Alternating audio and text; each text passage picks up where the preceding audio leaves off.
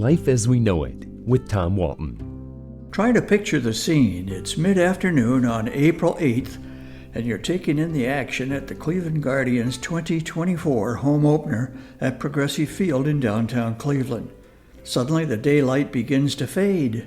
It's the first moments of a total solar eclipse. Minutes later, at 3:13 p.m. to be exact, it's almost like dusk turning into darkness. Way up there in the darkened afternoon sky, the sun has disappeared as the moon passes in front of it. What will the Guardians do? Pause the game? Will they pass out special souvenir dark glasses so fans can safely watch the celestial spectacular overhead? Should they avoid the problem and instead make the opener a night game? These are issues confronting the Guardians and Major League Baseball about an event so rare it hasn't happened in Cleveland since 1809. Discussions are ongoing about how best to handle it. Here's my 2 cents. Keep the game a daytime affair with perhaps a mid to late afternoon start. Don't run from the excitement of a total eclipse. Embrace it.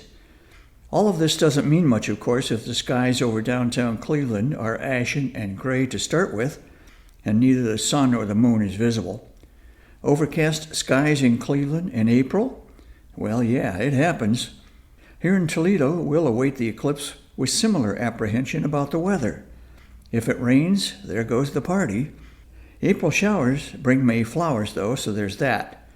Still, Toledo, like Cleveland, is squarely in the path of the eclipse, and it would be a shame to miss it. The path of near darkness will travel from Mexico into Texas and Arkansas, then on up to Indianapolis and northern Ohio, before moving into the northeastern U.S. It's a phenomenon that only happens every 2 years or so, and when it does, it is seldom over such densely populated areas. The penguins of Antarctica see a total eclipse more frequently than we do. We're not sure how the penguins react, but elsewhere an eclipse can have strange effects. The temperature drops, birds start chirping, believing in their little bird brains that nightfall is coming a little early. The moon, of course, continues its traverse across the sky, and full daylight quickly returns.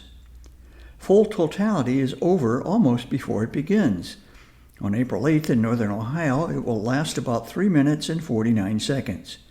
Here's how rare a day that will be. Totality won't occur again in this region until 2444. That's an awfully long time to wait for a reoccurrence. Cleveland and Toledo have much to look forward to on April 8th, but let's give props to Avon Lake, Ohio, a suburb about half an hour west of downtown Cleveland.